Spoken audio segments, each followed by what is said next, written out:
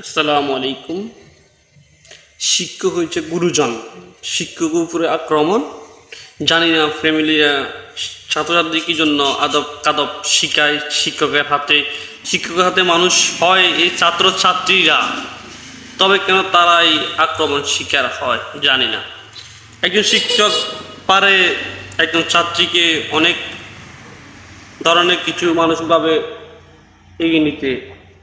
শিক্ষক ভালো তো বুঝি, এবং একটা কারিগর শিক্ষক হচ্ছে গুরুজন। এটি আমার স্ক্রিনে যে ছবিটি দেখতেছেন, টাঙ্গাইলের কালিহাতি উপজেলায় একজন শিক্ষক ছাত্রকে সে শাসন করছে, ফ্যামিলি যে বিছে দিয়েছে, ছাত্র বাবার আগবোধ হয়ে একটা রড দিয়ে শিক্ষক উপর আক্রমণ করেছে। বুঝতে পেরেছেন সমাজটা কোথায় নিচে নেমে গিয়েছে। এরকম ঘটনা একটা হয়েছে আমাদের ডিস্ট্রিক্ট এলাকায়।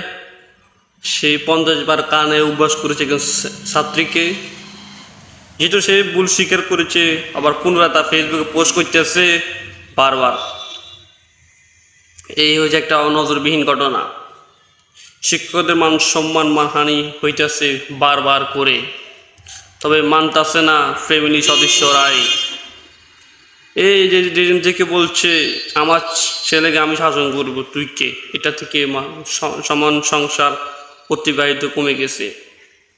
সে একজন ভালো স্টুডেন্ট দেখেছি আমি, এখন হয়ে গেছে ফকির, ফ্যামিলির সাথে মিলনি। ক্লাস 5 থেকে দেখেছি সেই ছেলে বাবাকে বলছে আমার স্যারটা আমাকে অনাকামে আমাকে মারছে। তখন বাপে জিজ্ঞেস করতে এসে স্যারকে অপমান করে গেছে। পরে কিছু করতে পারেনি এই ছেলেটা।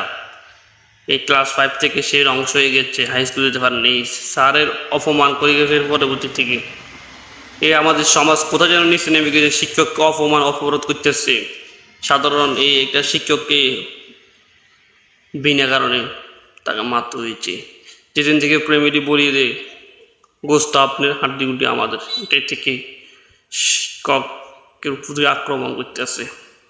খুব নিন্দা জানাই এই ঘটনাটা। আসসালামু আলাইকুম, আল্লাহ হাফিজ।